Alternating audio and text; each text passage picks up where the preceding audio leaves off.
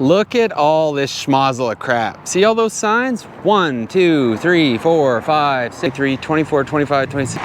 There's 38. There's 38 signs. And that's just on one side of the street at one intersection. And then there's another 30 signs on the other side of the street. That's just at one intersection. So what are we talking? What is that? Almost 60 signs? One intersection. Ridiculous.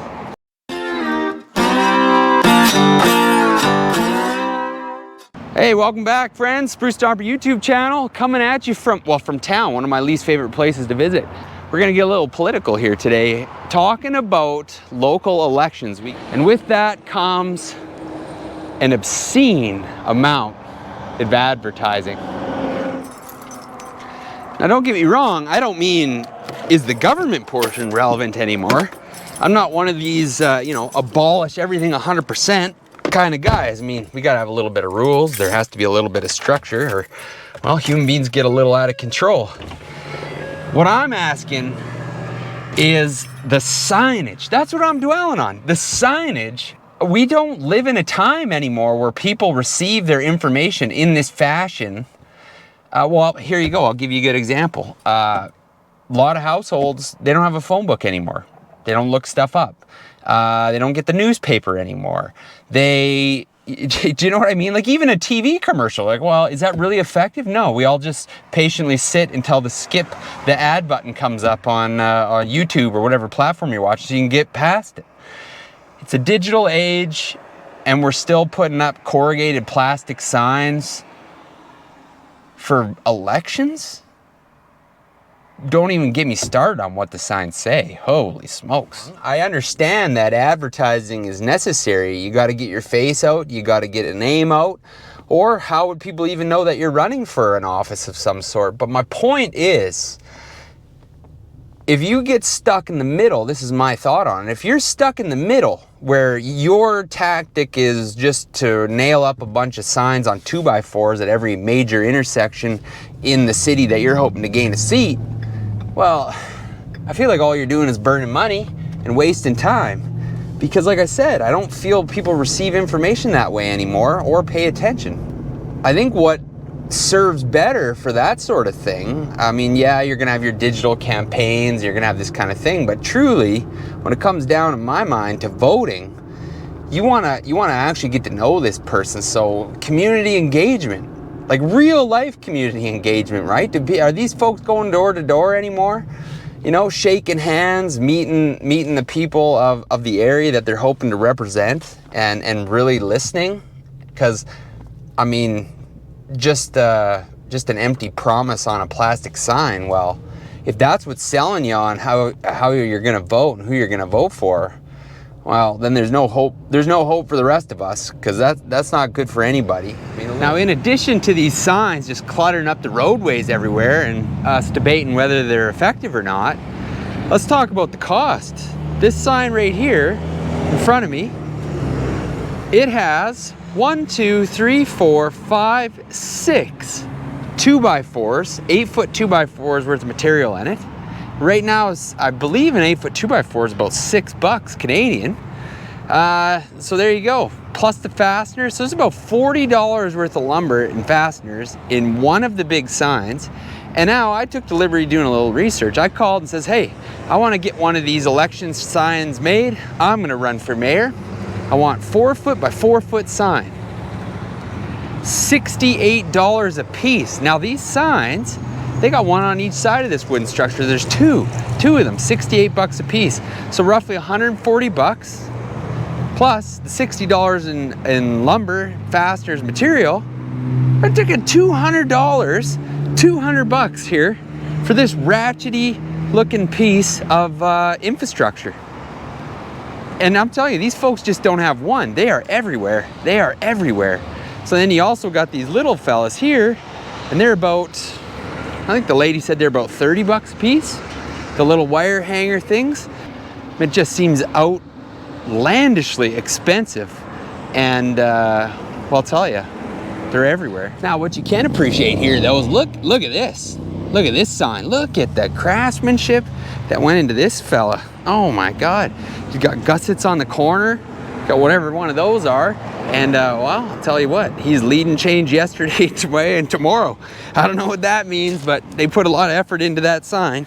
All right, now in addition to the cost of the sign, the placement of the sign, the fact that most of the signs probably end up in the garbage dump when this is all over, the message also seems detached. Like, I don't know what generation they're targeting with these kind of things. It's not me. So I've taken the liberty, I've just jotted down a couple here. Vote for a positive change. Well, that seems pretty generic. You know, when you're scrolling through like GIFs or something, a GIF, is it a GIF or a GIF? Anyways, the sticker or the funny emojis that you put in your text messages or emails, that sort of thing, that seems like a slogan that would pop up, isn't it? Just one of these generic branded slogans that everybody uses. You know, it's like a thumbs up with a smiley face. Everybody's got that. Vote for positive change. Well, whoop-dee-doo. Sensible solutions. Oh, well, my, oh my. Now, the next one here might be one of my favorites. Logical approach. Just said the gentleman's name. Logical approach. All right, so why does logical approach kind of trigger me? Well, first of all, I think we can all agree the words logical and government, not exactly lined up. But I want to stress, I'm not saying that none of this is necessary, whatever. Yeah, it could be better managed, obviously, but, you know, just think of it this way. There's a pothole on the street in your neighborhood. And the only way to get that pothole fixed is you got to get every single one of your neighbors on the street to get together, agree to a plan, and get the plan done. Well, I'm going to tell you, probably about 99% of any neighborhood that you pick anywhere, unless there's only like you live on the street by yourself or you and a good friend, they're not going to be able to do this. You can't get 6 people to agree on one thing, no matter what the subject is. So the structure of the government, in theory, necessary, executed properly, not so much. But anyways, not the point. Logical approach. The gentleman that has this slogan on his sign, I don't know, doesn't matter to me. He's running for re-election. Then I look to the next sign, re-elect. Next sign, re-elect. Next sign, re-elect. Now they all had similar logical approach, working together for a better future, leading change, vote for big change. Oh, you sense a pattern here, right? Last year, the city had an underground parkade construction project that the city was involved in. It went $22 million over budget. Yes, $22 million over budget, all right? The overages on the budget were almost twice as much as the original budget. Now, if you're involved in any sort of construction of any sort, this doesn't happen. This does not happen.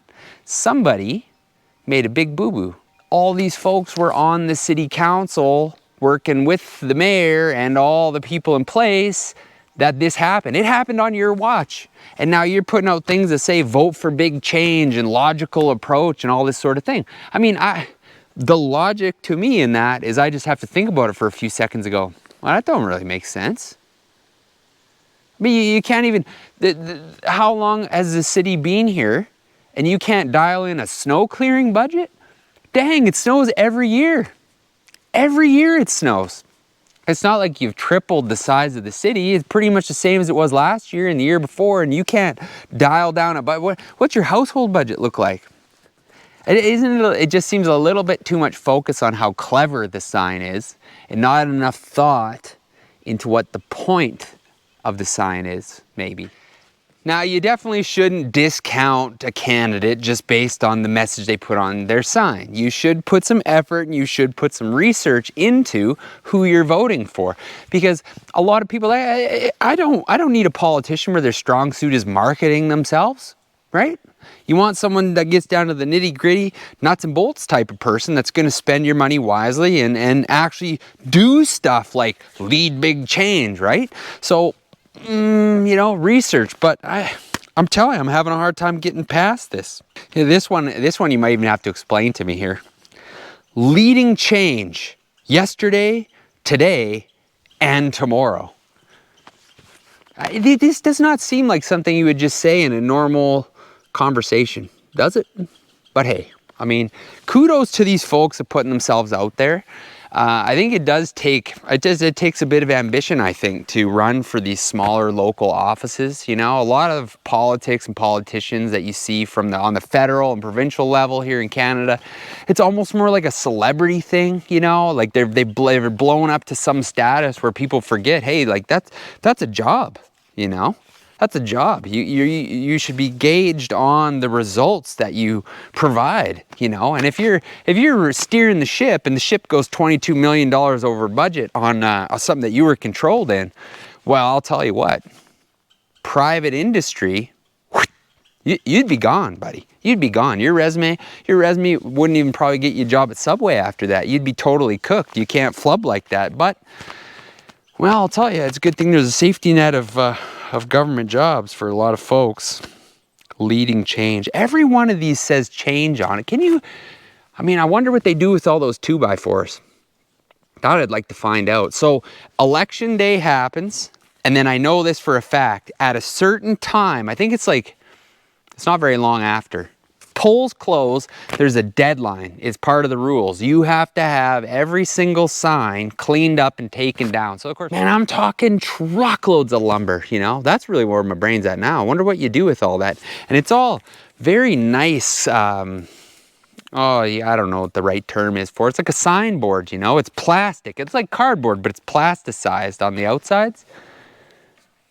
Maybe you could build something out of it, I'm sure. I mean, you could line the walls of your shed. You could build your kids' tree fort out of it. Wonder what they do with all that stuff. Well, something to ponder. So I think the takeaway, no matter what the signs say, is that you're looking for somebody just to allocate the budget appropriately to help the services for regular hardworking men and women move forward. You got to have a road to drive on. It's nice if the stoplights work. You definitely want your sewer and water coming and going if you're reliant on the city or the town or whatever for that. But the signs, people, God, can we get off the signs? Can we have a town hall meeting? Go in person, make yourself known. The signs, give me a break. Give me a break. And a picture of yourself on it too. A picture.